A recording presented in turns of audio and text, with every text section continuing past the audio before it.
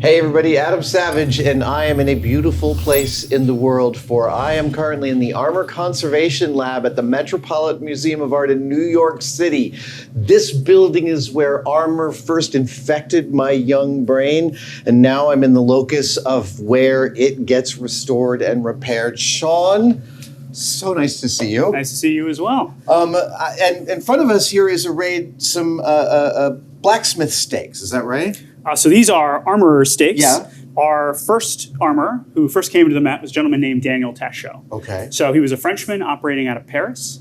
Tachot himself had trained under a previous armorer named Ludwig Klein. When Klein passed away, Tachot inherited some of his tools.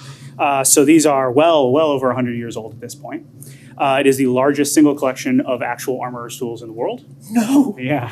There are some that may be older at the Royal Armories in Leeds, but this is the largest. And it's okay for me to touch yeah, this? absolutely. Who is JR? We don't know. Oh, really? Yeah. That's how old it is. That's how old it is. A lot of these have marks, and they're different marks. So we're sort of unsure at this moment which are owner's marks from previous armorers, which are manufacturers. The JR stamp in particular shows up on both large tools and small ones. Wow. So it's possible he was another artisan, and Tachot ended up acquiring his tools. So Tachot came over here in 1908, and when he retired from the museum, we were able to purchase the tools from him, which is why they've stayed with us here today. We're very happy to have kept this set together. So they're both part of the collection and part of yeah, your they are tool part house. of the actual art collection, and then they're also part of our workshop as well. Yeah, and so we have some very interesting pieces here that are, I mean, a lot of these you'll notice when the hammerheads, they're just sort of upscaled versions you would find in any silversmith shop. And then there are some of the more unique things that are sort of really just used by armorers. So this is one of the things I love here, right? So when you generally think of an anvil, you think of the giant Looney Tunes, anvil with the horn on it. Armorers would have used anvils like this. And you'll notice it's not a flat top. No. It's actually a little convex. Yeah. And that actually helps with when they're stretching the plates. So you put down a big billet or plate and you start stretching it out. You're sort of stretching it from two sides rather than one side against the anvil. You want that curved surface. Amazing. Yeah, so I think one of the best ways to explain forging armor is it's a lot like a pinch pot, right? You start with a mass. With a clay pinch pot. Okay, yeah. And you pinch down, you squeeze it, and it stretches it, and then sometimes you also need to compress it in order to prevent it from folding over. And you're doing that in steel, just on sort of a different scale, and a lot of times hot as well. Right, because you're annealing it so that it softens up. You're work hardening it as you stretch it. Yeah. Right. And some like really deep curves, you absolutely have to do it hot. It's got to be very, very hot while you're hammering it. So some stuff can be done cold, other stuff needs to be done hot. Yeah. And so we've got a lot of the tools for sort of each of the different stages, right? So we'll have initially, and you can do this over an anvil. Sometimes you can do this over a stump. We have a dishing stump over there made out of I think a piece of telephone pole. Oh. And it's just a big concave depression, and you put this hot piece of steel in there, and you can wail on it with this round face, and that'll like deeply stretch it. That's where you're really starting to get your deep stretch. And then when you start getting slightly more refined, use an oval-faced hammer like this. And the reason you're switching from the round to the oval is you're stretching it more in one direction than another. So you're sort of controlling the direction in which you are stretching this piece of steel. Well, then you also have raising hammers, which are like this one over here. You've got a sort of a more drastic face there, and that you can do from the interior, but also often you're doing it from the exterior of the bowl. So you're less likely to nick anything because you're on the outside of a curve. A lot of this is done over these stakes. Right. All right, so you'll be working the hammer like a helmet, right? You'd have it over this large mushroom here. When you get into doing things like the crest, the comb of a helmet, you would put it over a crest stake like this, and you'd be working sort of along the sides to try and get that ridge. If you wanted to do tight fluting, you would also put that over another sharp edge, and you'd be working with a very fine-headed hammer like this. Tell me about these crazy shears. So these go into the same kind of stake hole. Yeah, they go right in. They are our shears. We still use them. They work great. You can trim your fingernails with them. Yeah, they're spectacular. And this will cut through like... It'll cut through sheet steel, yeah, no problem. Through steel, like butter. through steel plate. Yeah, Amazing. and I mean, they're not even really sharp. It's just sort of two flat ends, and they just right through them. Okay, I gotta let this down. One of the things that we're really fortunate to have is also all the associated chisels, punches, tools, rivet sets. Like you can see some of our chasing tools behind you, which definitely comes in handy when you need a very particular piece. We've got a vast resource here, just hundreds and hundreds of small tools and chisels. Wow. These are like little tiny stakes for imprinting details or fixing little... Yeah, for like repousse and for chasing if you need a really crisp line or something like that. You know, it's sort of hard to build up a set of this scale, have it as a resource. And of course, in our old toothpaste tins, and a lot of character in the shop.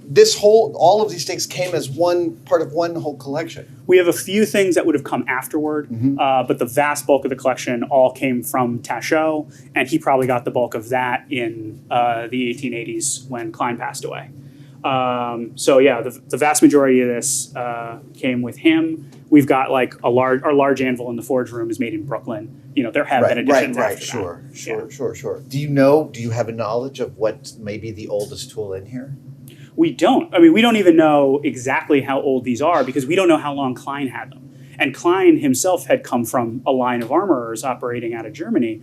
And so, I mean, we really don't know.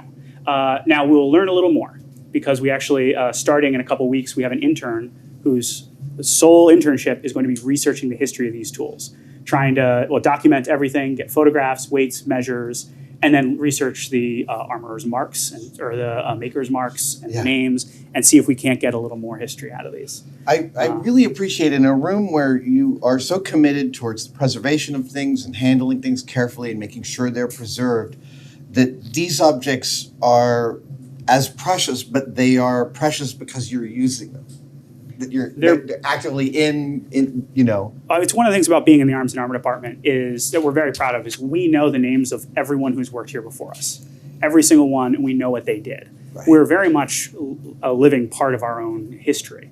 So these aren't just like, it's our shop tools. Yeah. It is, these were brought here by Tachot. These were used by Leonard Heinrich. This is part of our own history. And so we sort of cherish them beyond their function as tools. And it's part of our history.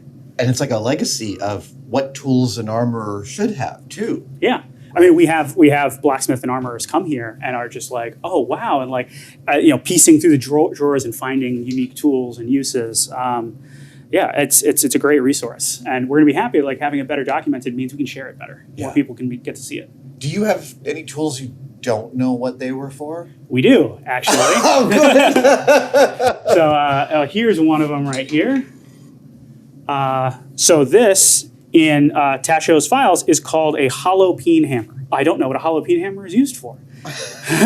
You've got, it's a flat polished surface inside of which is a hole. Obviously to accommodate a shank or something. Right. But I don't know what it's used for. We did, rough searching online, couldn't find another example of it. And we sort of stopped there because we're hoping our intern can figure that out, reach out to some people.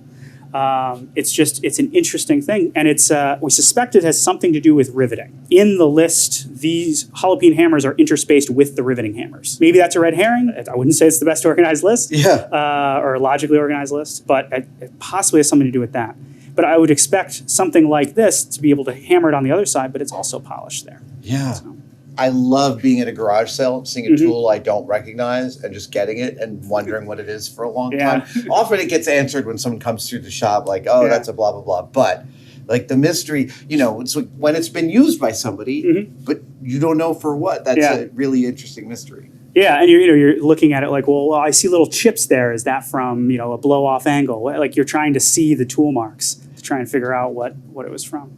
And I see this piece of a helmet here. Is this a sort of a sacrificial practice piece of steel?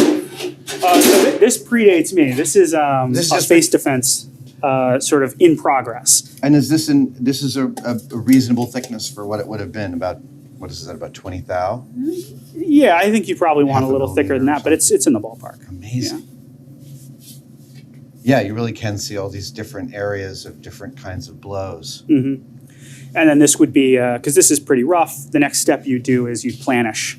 So you take, a really flat polished surface and you'd work over another polished stake and you just kind of knock out all those hills and valleys, get everything flush, and then you'd grind and polish it up and punch the holes for your breaths. So much grinding and polishing. Well, the planishing takes care of some of that, but yeah, I certainly do not envy medieval polishers working on giant stone wheels. Would not have been a fun job. When I look at stuff and I research it, I'm like, man, there's so much filing, so much. Yeah, Just like, and the file you have to make by hand. It's every step is. Do you have some old files too?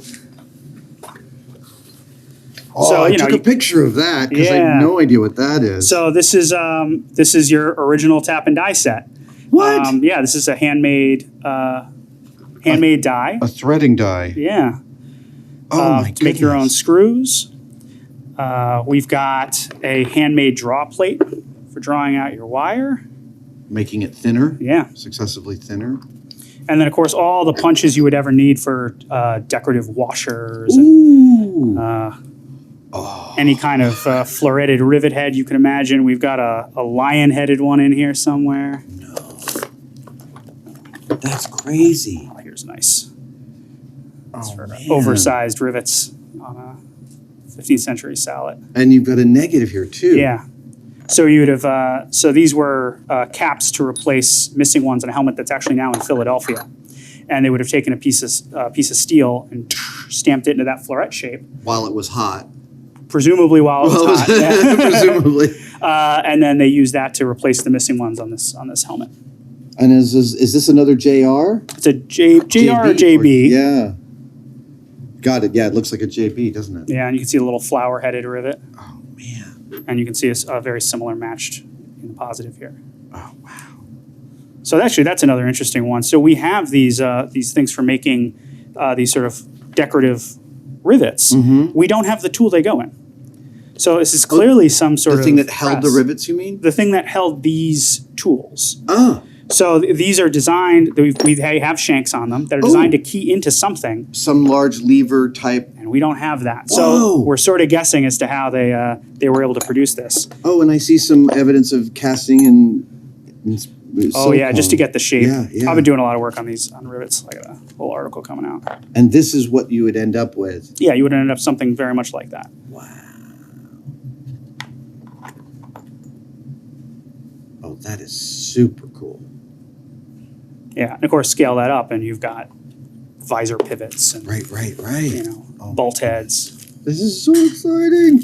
Is there a repository of a catalog of all these tools? Yeah, but it's handwritten. Right. And the main one is actually written in French, and then we have a handwritten sort of rough translation. Oh my goodness. So fortunately, our intern speaks French and is going to be able to actually dig through and do some translation of the original documents and what an amazing figure out what resource we've that got would be. got in our collection. Yeah, I mean, there can't be that many other collections that are even close to this. not even close. No, there's some really good tools at the Royal Armories that may be older and may go back to the Royal Workshops at Greenwich. Sure. But this is the largest in the world.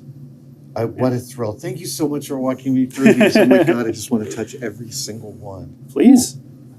Sean, I just zoomed out in my head and noticed these wooden calipers. What the hell? Yeah, I mean, if you got to measure a horse armor, you need some big calipers. Oh my God, of course. So this is, for transferring measurements from one thing to another. Mm-hmm. That is incredible. Do you know how old these are? I don't know.